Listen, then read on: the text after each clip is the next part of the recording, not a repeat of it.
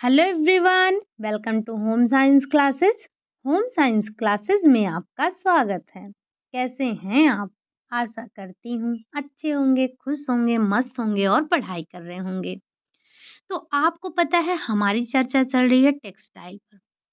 Textile में भी आज हम डिस्कस करने वाले थे परिसज्जा के बारे में, लेकिन आप लोग भी बहुत ही जिम्मेदार हैं। आपने एक बार भी नहीं बताया कि हमारा पॉलिएस्टर अभी छूट रहा है। हमने सभी रेशों के बारे में डिस्कस कर लिया था। हमें हमने स्पिनिंग जब किया था, स्पिनिंग की क्लास जब की थी, उसी से पहले हमको पॉलिएस्टर की क्लास कर लेनी थी। लेकिन कोई बात नहीं, देर आए दुरुस्त आए, हमारा एक टॉपिक छूट रहा था पॉलिएस्टर, उसे भी आज हम कवर कर लेते हैं। और आपको पता है कि हमारी क्लासेस बहुत ज़्यादा लंबी नहीं होने वाली हैं। क्लासेस छोटी होंगी लेकिन कंटिन्यू चलती रहेंगी। तो आज हम बात करने वाले हैं पॉलिएस्टर के बारे में। आपने कृत्रिम पढ़ा, प्राकृतिक पढ़ा। प्राकृतिक में भी आपने वानस्पतिक जगत को पढ़ा, जांतव जगत को पढ़ा, आपने खनिज जगत के रेशों के बारे में पढ़ लिया। आपने मानवकृत रेशों के बारे में देखा, आपने चर्चा की कृत्रिम रेशों के बारे में। हमने कृत्रिम रेशे में भी नायलॉन के बारे में पढ़ा, रेयॉन के बारे में पढ़ा। आज हम पॉलिएस्टर के बारे में पढ़ने वाले हैं। और हमारे छोटे-छोटे जो रेशे बच रहे थे, जो हमारे एग्ज़ाम में बहुत ज़्यादा नहीं पूछे जाते हैं, छोटे-मोटे क्वेश्चन बन ही जाते हैं, तो हमने उसको भी डिस्कस कर लिया था। हमें लगा कि हमने पूरा अपना रेशे का चैप्टर समाप्त कर लिया, लेकिन हमारा पॉलिएस्टर जो था वो छूट गया था। यहाँ से भी क्वेश्चन बनते हैं, तो आज की क्लास में हम पॉलिएस्टर के बारे में ही डिस्कस करेंगे। और एक बात, आप में से जिसने भी टेलीग्राम नहीं ज्वाइन किया है, तो आप टेलीग्राम ज्वाइन कर लीजिए। वहाँ पर हर रोज़ आपको रात में 9 बजे क्विज़ मिलती है, जिसमें 10 क्वेश्चन, कभी-कभार आपके 5 ही क्वेश्चन होते हैं, लेकिन आपकी क्विज़ डेली होती है। तो वहाँ से आप अपनी प्रैक्टिस कर सकते हैं। हर दिन 10 क्वेश्चन, नए क्वेश्चन मिलते हैं, तो जो आपको नोट डाउन करना हो, नोट डाउन भी कर सकते हैं, अदरवाइज़ वो आपके पास रहेंगे ही। ठीक? और जो आप में से जिसने भी ग्रुप जॉइन किया है पीडीएफ के लिए, तो मैंने आपको पहले भी बताया था कि जो आप ग्रुप जॉइन कर रहे हैं, उसमें आपको वही पीडीएफ मिलेगा जो आप अभी क्लास ले रहे हैं। जैसे अभी आप पॉलिएस्टर की क्लास ले रहे हैं, कोशिश हमारी यही रहेगी कि आज हम पॉलिएस्टर को समाप्त कर लें। लेकिन अगर हमारी क्लास पॉलिएस्टर की नहीं समाप्त हो पाती है, तो हम इसे कल भी कंटिन्यू करेंगे, और जब कल कंप्लीट हो जाएगा तब आपको पीडीएफ मिलेगी। तो पीडीएफ के लिए आपको परेशान नहीं होना है। क्लास आपकी कंप्लीट हो जाएगी, आपको पीडीएफ तुरंत मिल जाएगा। अगर नहीं मिलता है तो शाम तक ज़रूर मिल जाएगा। किसी कारण से अगर नहीं जो है मैं पीडीएफ दे पाती हूँ, तो आपको पीडीएफ शाम तक ज़रूर मिल जाता है। और पीडीएफ आपको यही जो आप क्लास में पढ़ते हैं, यही सेम पीडीएफ आपको ग्रुप में भी मिलता है। मैंने आपको पहले भी बताया था कि डिक्टो पीडीएफ आपको मिलने वाला है। ना आपको कुछ ज़्यादा मिलेगा और ना ही आपको कुछ कम मिलेगा। जो हम यहाँ पर जिस पीडीएफ को आपको लगाकर समझाते हैं, हम डिस्कस करते हैं, वही पीडीएफ आपको ग्रुप में मिलता है। और अगर आपने ग्रुप जॉइन किया है, तो अगर क्लास नहीं हो रही है, जैसे 3 दिन आपकी क्लास ऑफ थी, तो जब 3 दिन आपकी क्लास ऑफ थी, तो पीडीएफ आपको कहाँ से मिलेगा? तो आप जैसे आपने ग्रुप जॉइन किया है, तो आपने जिस दिन से ग्रुप जॉइन किया, वो आपका 1 महीने तक आप उसमें रहेंगे। उसमें मेरा कोई हाथ नहीं होता है, ना आपको ऐड करना, ना आपको निकालना। वो टीम का काम होता है, वो अपना पैसा लेती है और वो अपना काम करती है। अगर आपने ग्रुप जॉइन किया है, तो वो आपको 30 दिन बाद निकाल देगी, उसमें मुझे कुछ नहीं करना होता है, बस मैं ग्रुप में पीडीएफ डालने का काम मेरा होता है, बाकी टीम देखती है। तो आप लोग जब से जॉइन करेंगे, 1 महीने तक उसमें रहेंगे, और पीडीएफ आपको उसी दिन मिलेगी जिस दिन आपकी क्लास होगी। अगर किसी रीज़न से आपकी क्लास नहीं हो पाती है, आपको पता होगा कि पिछले 6 महीने से हम कंटिन्यू क्लास कर रहे हैं। क्लास आपके बीच में भी 3-4 दिन नहीं हुई थी, रीज़न फिर भी वही था कि तबीयत ठीक ना होने की वजह से ही आपकी क्लास ऑफ हुई थी। और 2-3 दिन अभी परसों आपकी 3 दिन पिछले 3 दिन तक आपकी क्लास ऑफ थी, तब भी यही रीज़न था कि तबीयत ठीक नहीं थी, ठीक? बाकी आपकी क्लास ऑफ नहीं होती है। अगर किसी को लगता है कि हमने जो है ग्रुप जॉइन किया है, हमें पीडीएफ नहीं मिली 2-3 दिन तक, आप परेशान हो रहे हैं, तो आप ग्रुप मत जॉइन कीजिए। मैंने आपको पहले भी बताया कि जब हम क्लास करेंगे और जो क्लास होगी वही पीडीएफ आपको मिलेगा, ठीक? चलिए ये तो हो गई आपकी बाकी की बातें। आप में से कुछ लोगों ने ग्रुप जॉइन किया है, इसलिए बातें जो है होनी ज़रूरी थी। हो सकता है आपको कन्फ्यूज़न हो कि हमें और सारे पीडीएफ मिलेंगे जो पिछली क्लासेस हो चुकी हैं। तो मुझे ये भी नहीं पता है कि जो मैंने अभी तक पीडीएफ डाला है वो आपको पुराना भी मिलता है या नहीं मिलता है। ये मुझे इसकी कोई जानकारी नहीं है। चलिए आज की क्लास हम डिस्कस करते हैं किसके बारे में? तो आज हम डिस्कस करेंगे पॉलिएस्टर के बारे में, ठीक? सबसे पहले आपको ध्यान क्या रखना है कि पॉलिएस्टर तंतु लंबी श्रृंखला वाले पॉलीमर होते हैं जो कि कोयला, हवा, पानी और पेट्रोल से प्राप्त तत्वों द्वारा उत्पादित किए जाते हैं। आपको पता है ये जो हमारा पॉलिएस्टर होता है, ये एक कृत्रिम रेशा होता है। तो जब कृत्रिम रेशा है तो ये लंबा होगा। आपने पढ़ रखा है कि जो कृत्रिम जगत के रेशे होते हैं वो हमारी इच्छा के अनुसार लंबाई और मोटाई हम उसकी प्राप्त करते हैं। हम जितना लंबा रेशा चाहते हैं उतना लंबा रेशा हम प्राप्त करते हैं। आप जितने भी अभी तक आपने जितना भी अभी तक कृत्रिम जगत का रेशा पढ़ा है वो सारे आपके फिलामेंट होते हैं। फिलामेंट होते हैं, वो हमारी इच्छा के अनुसार हम उनको लंबा और मोटा बनाते हैं। जैसा हमारा स्पिनरेट के छिद्र का व्यास होता है, उसी हिसाब से हमें उसकी मोटाई मिलती है, ठीक? और स्पिनरेट के बारे में पहले भी आपने पढ़ रखा है।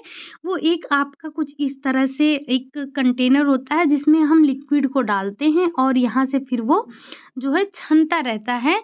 जिस तरह से आपने देखा था सेवइयों के लिए हम जिस तरह से सेवई बनाने वाली मशीन होती है, हमने बताया था आपको कि उसी तरह से आपका स्पिनरेट होता है, ठीक? अब ये तो रही हमारी थोड़ी बहुत बात कर लेते हैं हम किसके बारे में? पॉलिएस्टर के बारे में। आप अगर डॉक्टर रीना खनूजा मैम की बुक देखेंगे, उसमें आपको थोड़ा कम दिया गया है पॉलिएस्टर के बारे में। वहीं आप मंजू पाटनी मैम की बुक को देखेंगे तो उसमें आपको डिटेल में चीज़ें मिल जाएँगी, ठीक? तो आपको यहाँ पर दोनों से मिक्स करके बताया गया है। आइए अब हम देख लेते हैं, थोड़ी इसकी हिस्ट्री के बारे में चर्चा कर लेते हैं। जैसे हमने नायलॉन की हिस्ट्री पढ़ी थी, हमने रेयॉन की हिस्ट्री पढ़ी थी, उसी तरह से हमें थोड़ी बहुत जानकारी होनी चाहिए किसके बारे में? तो थोड़ी बहुत जानकारी हमें पॉलिएस्टर की हिस्ट्री के बारे में होनी चाहिए, ठीक? तो सबसे पहले आप क्या ध्यान रखेंगे? इसमें कुछ पॉइंट है जो आप नोट कर लीजिएगा, ठीक? जैसे पॉलिएस्टर के विकास का प्रारंभिक कार्य किसने किया? तो डॉक्टर डब्ल्यू.एच. कैरेथर्स ने किया था। किसने? Doctor WH. कैरेथर्स ने किया था। किसके विकास का? तो पॉलिएस्टर के विकास का जो प्रारंभिक कार्य था। आपको पता है जो कैरेथर सर थे, इनको पॉलीमराइजेशन में बहुत ज़्यादा इंटरेस्ट था। उन्होंने पॉलीएमाइड पर अपने शोध के परिणाम स्वरूप नायलॉन का विकास किया था। किसका विकास किया था? तो नायलॉन का विकास किया था। किसने? कैरेथर्स ने किया था, ठीक? डॉक्टर कैरेथर्स पॉलिएस्टर पर शोध परिणाम के आधार पर सन 1939 से 1941 के मध्य कैलिको प्रिंटर एसोसिएशन लिमिटेड की प्रयोगशाला में जे.आर. विनफील्ड, जे.टी. डिक्सन, डब्ल्यू.के. वर्थविसल और सी.जी. रिची ने शोध कार्य किया, ठीक? अब इन सभी ने क्या किया? शोध कार्य किया। किसके साथ? तो कैरोथर्स के साथ में। इनके कार्य के परिणाम स्वरूप पॉलिएस्टर रेशे का विकास हुआ, जिसे ब्रिटेन में टेरेलिन के नाम से प्रयुक्त किया जाता है। तो ध्यान रखिएगा कि जो पॉलिएस्टर रेशे का विकास हुआ उसको ब्रिटेन में किस नाम से जाना जाता था? तो जो पॉलिएस्टर रेशा था उसे ब्रिटेन में टेरेलिन के नाम से जाना जाता था, ठीक? अब अगला पॉइंट आपको क्या ध्यान रखना है? बस हमें हिस्ट्री के बारे में यही इतना पढ़ना है। बाकी अब जो हम देखेंगे वो मेथड्स ऑफ मैन्युफैक्चर देखेंगे। तो जो यहाँ पर हम देख रहे हैं मेथड किसके, तो वो आपके पॉलिएस्टर के मेथड को बनाने की विधि देखते हैं। इनके बनाने की दो विधियां होती हैं। ठीक, पॉलिएस्टर तंतु का निर्माण अम्ल की अल्कोहल के साथ क्रिया करने से होती है। जो हमारा पॉलिएस्टर होता है, पॉलिएस्टर में पॉलिएस्टर तंतु का निर्माण अम्ल की अल्कोहल के साथ क्रिया करके होता है। तंतु का निर्माण दो प्रकार के टेरिफ्थेलेट पॉलीमर द्वारा किया जाता है। कितने, तो दो प्रकार के टेरिफ्थेलेट पॉलीमर द्वारा किया जाता है।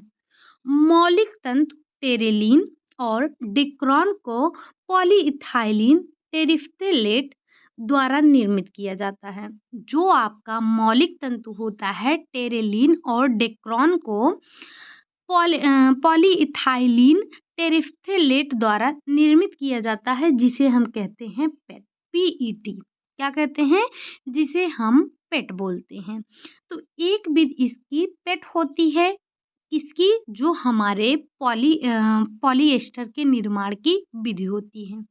वहीं हम दूसरी विधि पर अगर हम चर्चा करें तो दूसरी विधि है आपकी पीसीडीटी।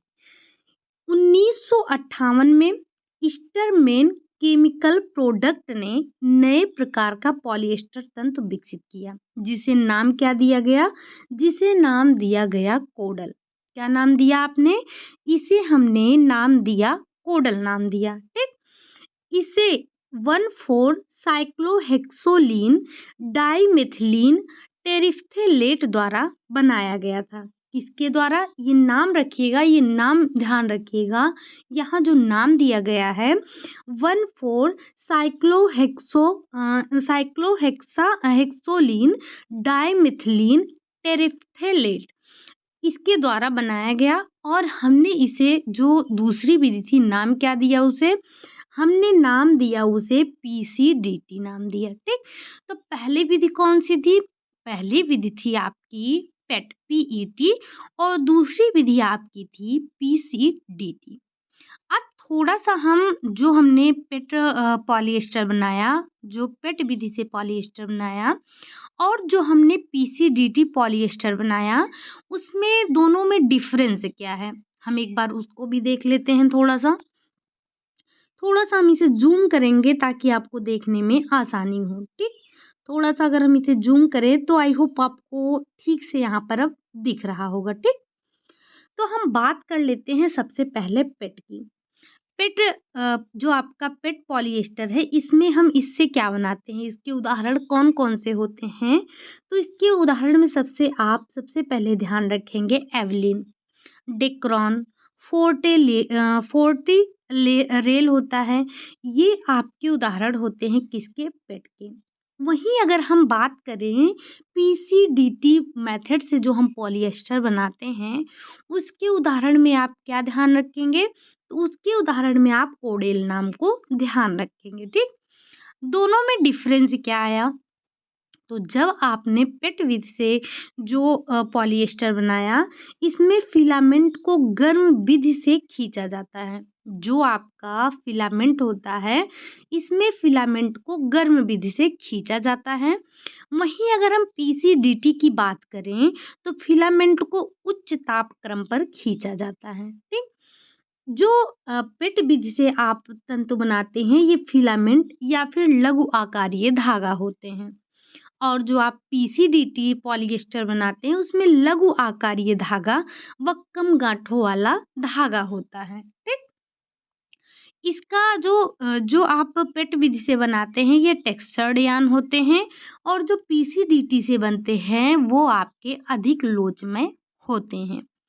और इसमें डिफरेंस देखें, तो जो आप पेट पॉलिएस्टर बनाते हैं वो मजबूत, घिसावट के प्रति उच्च उच्च अवरोधक होते हैं।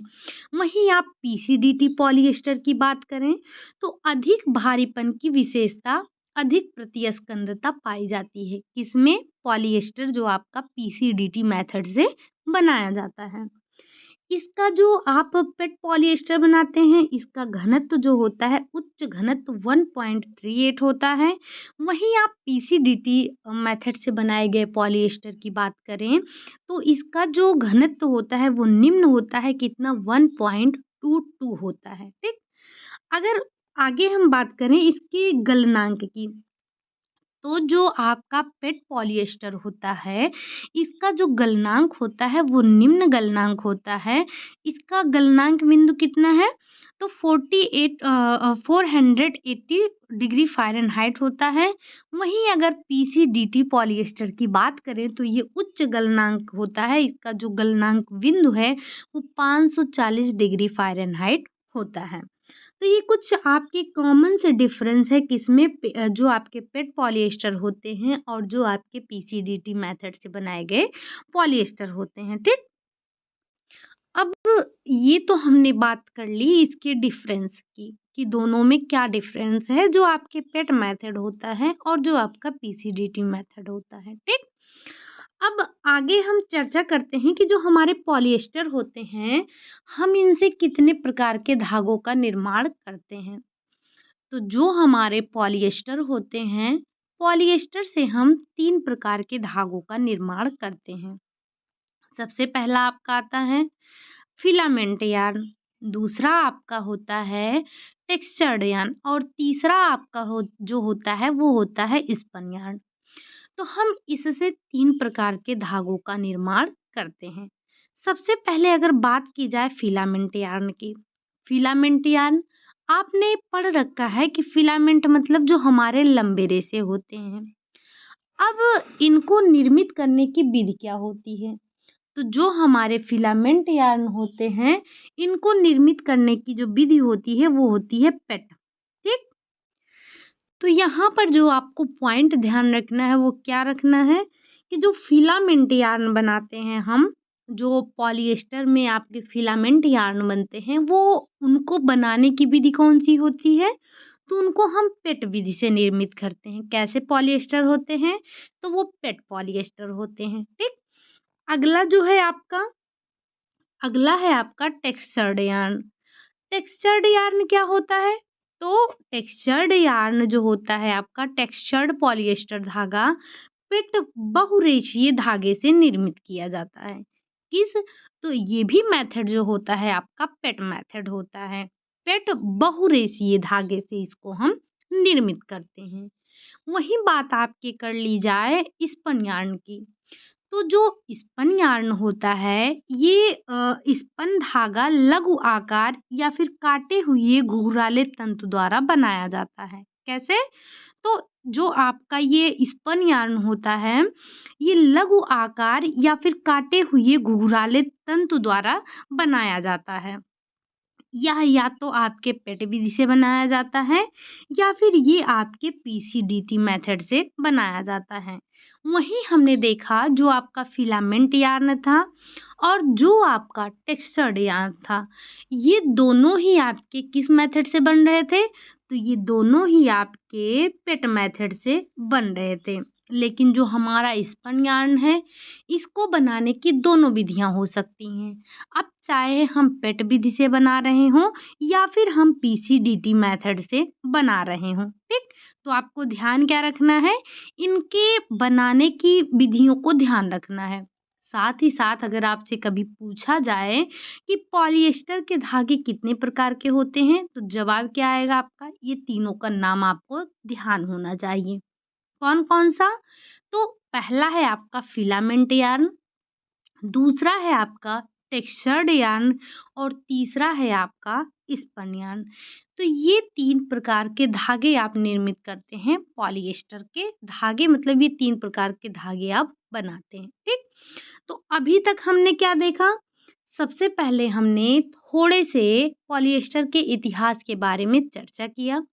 आपके लिए ये बहुत इसकी जो हिस्ट्री है, आप चाहे रेयॉन की बात करें, आप चाहे नायलॉन की बात करें, चाहे आप पॉलिएस्टर की बात करें, ये तीनों की ही हिस्ट्री आपके लिए इम्पॉर्टेंट है और हिस्ट्री से ही आपके काफ़ी क्वेश्चन बनते हैं। ठीक, हमने आपने देखा जब हमने अभी कल ही जो डिस्कस किया था, कल नहीं, इससे पहले जो क्लास डिस्कस की थी प्रैक्टिस की, प्रैक्टिस सेट नंबर 13 थी आपकी। उसमें हमने पॉलिएस्टर नहीं, रेयॉन, नायलॉन की हिस्ट्री से भी काफ़ी क्वेश्चन लिए थे और जब हमने थ्योरी की क्लास ली थी, तब भी हमने आपको बताया था कि ये आपके लिए काफ़ी इम्पोर्टेंट है और इसकी हिस्ट्री से क्वेश्चन पूछे जाते हैं, इसको ध्यान रखिएगा, ठीक? तो ये क्या होते हैं? ये आपकी हिस्ट्री आपके लिए बहुत इम्पोर्टेंट होती है। अब हमने हिस्ट्री देख ली, सबसे पहले हमने हिस्ट्री देखा, फिर हमने इसकी बनाने की विधि को देखा, हमने धागे के प्रकार देखा, साथ ही साथ हमने इसके बनाने की कितनी विधियाँ देखी, तो हमने इसके बनाने की 2 विधियाँ देखी। कौन-सा? एक हमने देखा पेट मेथड, दूसरा हमने पीसीडीटी मेथड को देखा। हमने दोनों में जो थोड़े बहुत डिफरेंस थे उस पर भी चर्चा किया, हमने उसको भी थोड़ा बहुत समझा। डिफरेंस आप ध्यान रखिएगा, क्वेश्चन यहाँ से भी आपसे पूछे जाते हैं। तो जो पॉइंट होते हैं, पॉइंट को आप नोट कर लिया कीजिए, तो यहाँ से आपसे क्वेश्चन पूछे जाते हैं। फिर हमने धागे के बारे में चर्चा की है कि जो हमारे पॉलिएस्टर होते हैं, ये इनसे कितने प्रकार के धागे बनते हैं। तो हमने तीनों धागों के बारे में चर्चा किया। लगे हाथ हमने ये भी देखा कि जो हमारे ये पॉलिएस्टर के धागे बन रहे हैं, इनको बनाने की कौन-सी विधि है? क्योंकि हमने 2 विधि पढ़ी है, तो हमने किस विधि का प्रयोग करके इन धागों को बनाया है। अब हमने इसके बारे में चर्चा कर लिया, आपको पता है हम हर रेशे को पढ़ने के बाद उसकी विशेषताओं पर चर्चा करते हैं। तो जो हमारा पॉलिएस्टर है, इसके बारे में भी हमें चर्चा करना है, इसकी विशेषताओं को भी हमें देखना है। तो थोड़ी-सी चर्चा हम इसकी विशेषताओं पर भी कर लेते हैं। सबसे पहले हम बात करेंगे जो हमारी पॉलिएस्टर है। पॉलिएस्टर जो होता है, ये आपकी इसकी विशेषताओं में सबसे पहले हम देखेंगे, इसकी रचना पर बात करेंगे। जो आपका पॉलिएस्टर होता है, इसकी रचना कैसी होती है? तो चिकनी व छड़ के समान दिखाई देती है। जो पॉलिएस्टर की रचना होती है, वो कैसी होती है? तो वो चिकनी और छड़ के समान दिखाई देती है।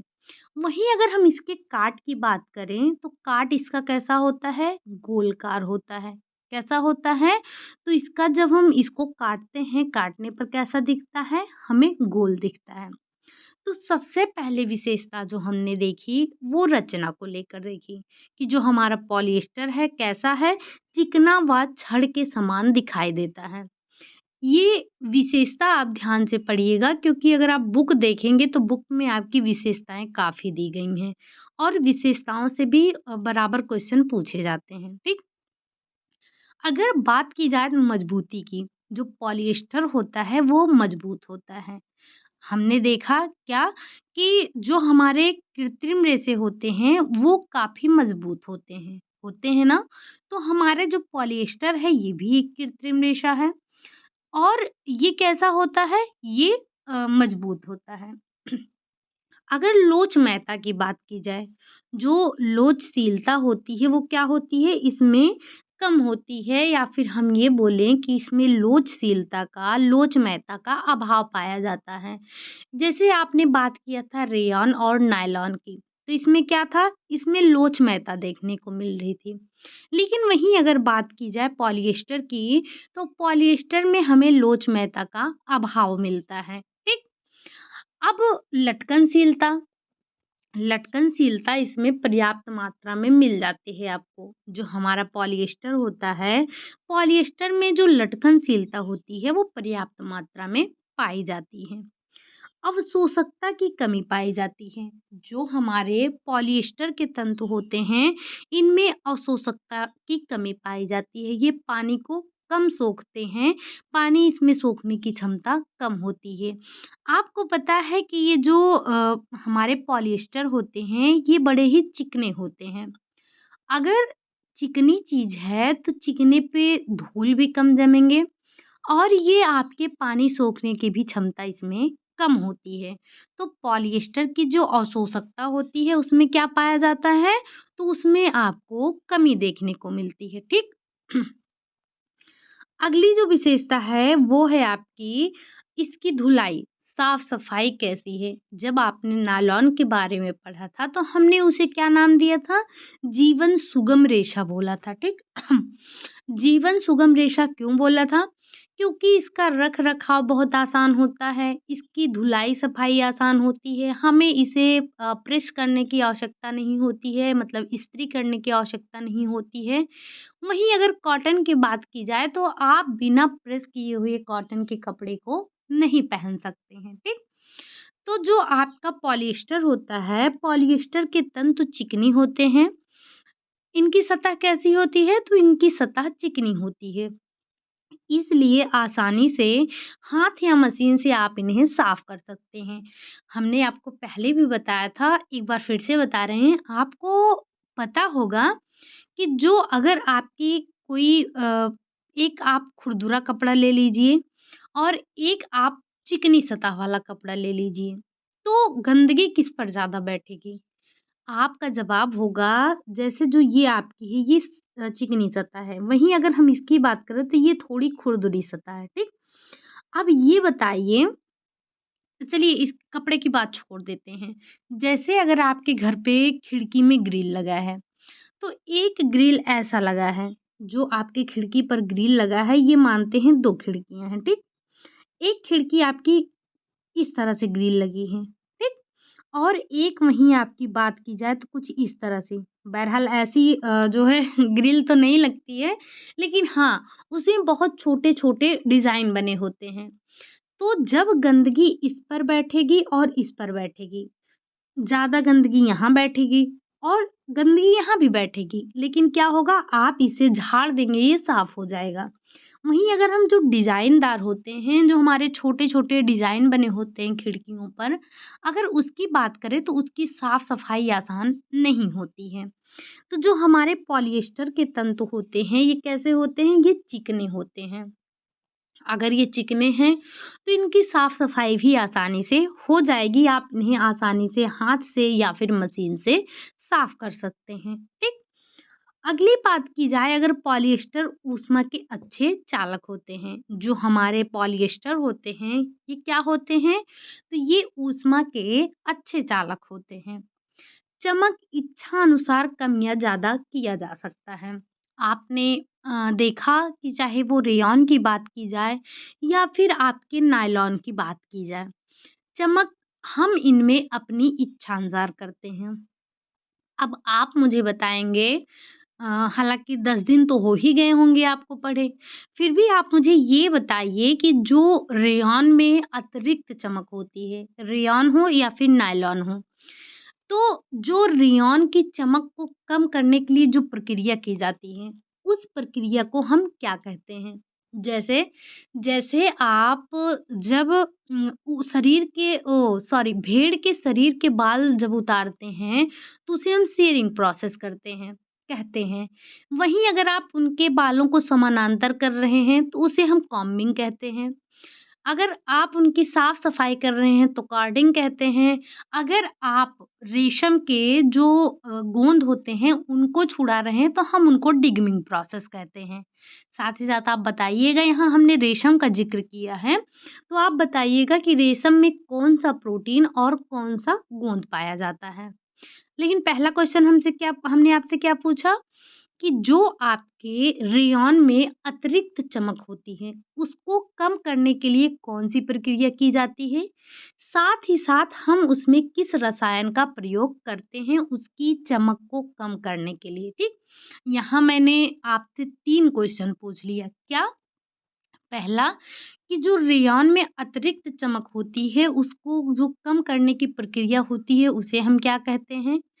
साथ में चमक को कम करने के लिए किस रसायन का प्रयोग किया जाता है? और लगे हाथ आप मुझे ये भी बताएँगे कि जो रेशम होता है, रेशम में कौन-सा गोंद और कौन-सी प्रोटीन पाई जाती है, ठीक? तो यहाँ से आपके 3 क्वेश्चन हैं और तीनों के जवाब मुझे पता है आप देंगे, क्योंकि आप लोग काफ़ी एक्टिव हो चुके हैं, प्रश्नों के जवाब देते हैं। सारे लोग नहीं देते हैं, लेकिन जितने भी लोग देते हैं, मुझे बहुत अच्छा लगता है कि आप एक्टिव हैं। जो भी आपसे पूछा जा रहा है, आप उसका जवाब दे रहे हैं। ज़रूरी नहीं है कि आपको हर प्रश्न का आंसर तुरंत आ रहा हो। आप अपनी नोटबुक खोलिए। अगर आपने नोट्स नहीं बनाए हैं, तो आप एक बार जाके क्लास देख सकते हैं। आपको थंबनेल प्रॉपर दिखता है कि कौन-सी क्लास में क्या बताया गया है, ठीक? तो हमने बात की किसकी? चमक की। अब हम बात कर लेते हैं फफूंदी और कीट के प्रति जो प्रतिरोधक होते हैं। प्रतिरोधक का मतलब क्या होता है? कि इन पर फफूंद और कीट का प्रभाव नहीं पड़ता है। अगर मान लीजिए इसमें थोड़ी बहुत कभी फफूंद वगैरह लग भी जाते हैं, वो आसानी से साफ हो जाते हैं, हमारे कपड़ों को उतना हानि नहीं पहुंचा पाते हैं। तो ये क्या होता है? जो पॉलिएस्टर होता है ये आपका फफूंदी व कीट के प्रति प्रतिरोधक होता है, ठीक? अगली विशेषता हम क्या देखेंगे? अगली विशेषता जो आ जाती है हमारी, वो आती है अम्ल व क्षार का प्रभाव। अब ये जो हमारे पॉलिएस्टर होते हैं, इन पर अम्ल और क्षार का क्या प्रभाव पड़ता है? ये भी जानना है हमें। तो ये जो आपका अम्ल और क्षार का प्रभाव है, आपको पता होगा। आप मुझे एक बार कमेंट करके बताइए कि ये हमारी भौतिक विशेषता है या फिर ये हमारी रासायनिक विशेषता है? हमने अभी तक जो पढ़ा था, वो हमने अलग-अलग करके पढ़ा था। लेकिन आप मुझे एक बार कमेंट करके बताइए, अगर हम किसी रेशे में अम्ल क्षार की बात कर रहे हैं, तो वो आपका भौतिक विशेषता में आता है या फिर वो आपकी जो है रासायनिक विशेषता में आती है? साथ ही साथ आप रंग के बारे में बताइएगा। रंग का मतलब जो हम रंगाई करते हैं, जो कपड़े का अपना जो रेशे का अपना नेचुरल कलर होता है, उसकी बात नहीं कर रहे हैं। जो आप रंगाई और छपाई करते हैं, वो आपका किस में आता है, ठीक? अब हम बात कर लेते हैं अम्ल व क्षार की। तो कार्बनिक अम्ल का पॉलिएस्टर पर कोई हानिकारक प्रभाव नहीं पड़ता है, परंतु सल्फ्यूरिक अम्ल में उच्च तापक्रम पे पॉलिएस्टर नष्ट होने लगते हैं। पहली बात आपको क्या ध्यान रखना है कि जो कार्बनिक अम्ल का पॉलिएस्टर पर कोई प्रभाव नहीं पड़ता है, लेकिन वहीं अगर आप सल्फ्यूरिक अम्ल में उच्च तापक्रम पे पॉलिएस्टर को रंगेंगे या पॉलिएस्टर पर वो सल्फ्यूरिक अम्ल डालेंगे, तो आपके जो पॉलिएस्टर हैं वो नष्ट होने लगेंगे। क्षार का हानिकारक प्रभाव नहीं पड़ता है, लेकिन वही बात है, अगर आप तीव्र क्षार का प्रयोग करेंगे तो जो आपके तंतु हैं वो नष्ट होने लगेंगे, ठीक? बाकी जो नॉर्मल आपके अम्ल और क्षार होते हैं, ये पॉलिएस्टर को नुकसान नहीं पहुंचाते हैं। अगला है आपका निरंतर पसीने के संपर्क में रहने से इसकी मजबूती में कमी आ जाती है। तो पसीने का क्या प्रभाव पड़ता है? पसीने अब चाहे पसीना अम्लीय हो या फिर क्षारीय हो, अगर जो ये नायलॉन है सॉरी ये जो आपका पॉलिएस्टर है, पॉलिएस्टर अगर निरंतर पसीने के संपर्क में रहता है, तो जो हमारे पॉलिएस्टर है इसकी मजबूती में कमी आने लगती है, ठीक? तो ये हमारी जो मुख्य विशेषताएँ थी किसकी? पॉलिएस्टर की, हमने उसके बारे में डिस्कस कर लिया। उम्मीद है कि आपको पॉलिएस्टर समझ में आया होगा। अब हमें ये पॉलिएस्टर स्पिनिंग से पहले ही करना था, लेकिन छूट गया था, कोई बात नहीं, देर आए दुरुस्त आए। हमने इसको भी कर लिया, हमने कुछ छोड़ा नहीं है। हमने चाहे आपके प्राकृतिक में छोटा रेशा हो, चाहे आपका कृत्रिम में कोई भी रेशा हो, हमने थोड़े बहुत सबके बारे में डिस्कस कर लिया है। अगर आपके कुछ बच भी रहे हैं 2-4 पॉइंट, तो उसको हम क्वेश्चन के थ्रू कवर करने की कोशिश करेंगे, ठीक? और अब जो आपकी अगली क्लास होगी वो होगी फिनिशिंग की। अगर आपके पास बुक है तो एक बार ज़रूर पढ़िएगा। जब आप पढ़े रहते हैं तो समझना आपके लिए भी आसान होता है, और अगर नहीं पढ़े रहते हैं तो अगर आपको पहली बार कोई चीज़ मिलती है, थोड़ा आपको हार्ड लगता है, कठिन लगता है, समझना आपको 2 बार पढ़ेंगे फिर आपको समझ में आएगा, ठीक? लेकिन उम्मीद है मुझे कि आपने पॉलिएस्टर आपने अच्छे से समझा होगा। यहाँ से आने वाले हर क्वेश्चन को आप आसानी से कर पाएँगे। यहीं से नहीं, आप एक बार कोई भी प्रैक्टिस की बुक लीजिएगा। जैसे आपको पता है कि हमने क्या-क्या कवर कर लिया है अभी तक। तो आपको पता है हमने जो अभी तक अपना कंप्लीट किया है थ्योरी, सबसे पहले हमने होम मैनेजमेंट समाप्त किया, हमने एक्सटेंशन एजुकेशन समाप्त किया, हमने न्यूट्रिशन साइंस समाप्त किया। अब हम जो हमारा टेक्सटाइल है वो भी हमारा समाप्ति की ओर है। मतलब आधा तो हमने कवर ही कर लिया है, ठीक? अब बचा क्या है? बचा है आपका फिनिशिंग पढ़ेंगे, डाई पढ़ेंगे, प्रिंटिंग पढ़ेंगे और कुछ दाग धब्बों के बारे में पढ़ेंगे, ब्लीचिंग पढ़ेंगे, आपके कुछ पारंपरिक वस्त्रों के बारे में पढ़ेंगे, कढ़ाई पढ़ेंगे और कुछ बुनाई बुनाई तो बहरहाल हमने कर लिया है।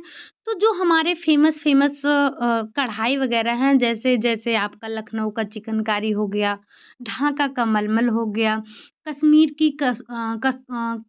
की आपकी कसीदा हो गई, कर्नाटक की आपकी कसूती हो गई, चंबल आपके रुमाल हो गया, चंबल रुमाल के बारे में पढ़ेंगे, हिमाचल का है जो, तो हमें इन सब के बारे में थोड़ा बहुत पढ़ना है। बाकी हमारे जो टेक्सटाइल है वो भी समाप्ति की ओर है। अगले 10 से 12 क्लास आपकी और होनी है, आधे से ज़्यादा हम कवर अप कर चुके हैं, ठीक? तो हमारा टेक्सटाइल भी समाप्ति की ओर है और जो लोग सबसे पहली बात वैसे आपका ये जो टॉपिक था वो समाप्त हो चुका है। आप में से जिसको जाना हो वो जा सकता है, 2 मिनट हम और बात करेंगे, ठीक? जो भी लोग आप में से बिहार वाले हैं, बिहार वाले कहते हैं सिलेबस कराइए, हमारी तैयारी कराइए। ये बताइए अभी जो दिसंबर में पेपर हुआ था, बीपीएससी का जो पेपर हुआ था होम साइंस का, आपको पता है हमने उसका डिटेल डिस्कशन किया था। अपने इसी इसी चैनल पर किया था। आप अगर वो क्लास देखना चाहते हैं तो आप जाइए, चैनल पर प्लेलिस्ट बनी है और वहाँ पे आपको मिल जाएगी बीपीएससी डिस्कशन ऐसे ही कुछ करके थंबनेल लगा है, तो वहाँ से आपको मिल जाएगी। आप उस क्लास को इत्मीनान से बैठ के, तसल्ली से बैठ के देखिएगा। क्या कुछ उसमें ऐसा आया है जो हमने डिस्कस ना किया हो? आपने जो भी अभी तक पढ़ा है, चाहे वो टेक्सटाइल, उस समय हमने टेक्सटाइल को हाथ भी नहीं लगाया था। न्यूट्रिशन साइंस तो थोड़ा बहुत हमने पढ़ा भी था। बाकी जो हमने होम मैनेजमेंट और एक्सटेंशन एजुकेशन कवर अप किया था, वहाँ से बाहर क्वेश्चन नहीं आया था। तो आप ये मत कहा कीजिए हमें जो है बिहार का तैयारी करवा दीजिए, आप हमें जो है उत्तराखंड की तैयारी करवा दीजिए, झारखंड की करवा दीजिए। आप सबसे पहले अपने सिलेबस को देखिए। होम साइंस जो है ना, होम साइंस आपका एक ही है, बुक आप हमेशा एक ही जगह पर पढ़ेंगे, मतलब एक ही बुक हर जगह पर पढ़ेंगे।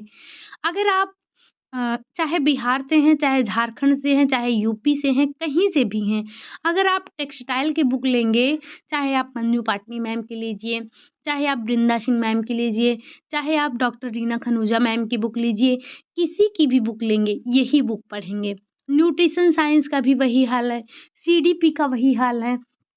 तो जो आप यहाँ पर पढ़ रहे हैं, ये हर स्टेट के लिए है। क्या आपने जो पढ़ा था बिहार में जो हमने डिस्कस किया था, क्या वो कहीं बाहर से आया था? पाताल लोक से नहीं आता है। ये जो हम पढ़ते हैं बुक वहीं से आते हैं क्वेश्चन। तो आपको बस इतना विश्वास रखना है कि जो आप पढ़ रहे हैं ये आपके काम का है।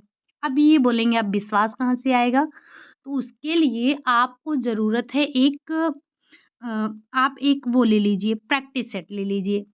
प्रैक्टिस सेट मैं तो आपको बोलूँगी यूथ में आपको काफ़ी क्वेश्चन मिल जाते हैं। अब देखिए गलती हर बुक में होती है, चाहे कोई भी बुक हो, हम ही पढ़ाते हैं क्या हमसे गलती नहीं होती है? आप पढ़ते हैं क्या आपसे गलती नहीं होती है? गलती हर इंसान से होती है, तो गलती हर बुक में मिलती है, बस उसे हमें सुधारने की आवश्यकता होती है। अब जैसे जो हम यहाँ पर गलती करते हैं वो आपकी गलती जो है बाद में सुधार देते हैं। जैसे हमने कोई क्वेश्चन करवाया, हाँ, मुझे याद आया कि कल ही मुझे किसी ने कहा था कि जो हमने शायद 2021 का प्रैक्टिस किया था, पीवाईक्यू किया था, उसमें आपका एक टेबल लिनन के बारे में क्वेश्चन पूछा था। तो वहाँ पे आपका वो क्वेश्चन गलत हो गया था। मैंने शायद बास्केट बुनाई बता दी थी, लेकिन वो आपका ट्विल बुनाई है। हालाँकि जब हमने अभी ट्विल बुनाई के बारे में चर्चा किया था, तब भी आपको बताया था कि ये सारे जो कपड़े होते हैं, कैसे बनते हैं। तो ये जो आपके टेबल लिनन हो गया, ये बनता है आपका ट्विल बुनाई से। तो आप उसको एक बार सुधार लीजिएगा, वो बास्केट बुनाई नहीं, वो आपका ट्विल बुनाई है, ठीक? तो जैसे वो गलती हो गई, अब उसको मैंने वहाँ पर नीचे कमेंट बॉक्स में आंसर करके पिन कर दिया है।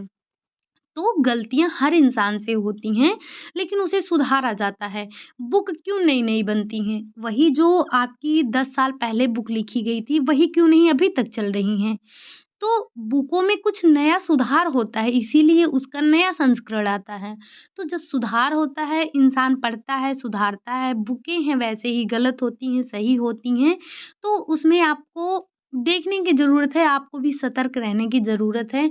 आप पढ़ेंगे, कन्फ्यूज़न है उसको दूर करेंगे, बुक से करेंगे, किसी टीचर से पूछेंगे या आप यहीं पर पूछेंगे, तो हम जो है उस बुक का जो आपको गलती होगी आप उसको सुधारेंगे, पढ़ेंगे। बहुत सारी बुकें हैं जिसमें क्वेश्चन भी गलत हैं, तो आपको इसके लिए परेशान नहीं होना है। आपको ये देखना है कि जो आप यहाँ पर पढ़ रहे हैं, जो इस क्लास में पढ़ रहे हैं, क्या वो आपके काम का है? और ये आपको पता चलेगा प्रैक्टिस करने से, ठीक? और कुछ लोगों को चैनल नहीं मिल रहा है, तो जब आप ये क्लास देख रहे हैं, जैसे ये जो आप क्लास देख रहे हैं, आपको इस तरह से यही लोगो आपको इस साइड में मिलेगा और इधर आपको सब्सक्राइब का बटन दिखेगा।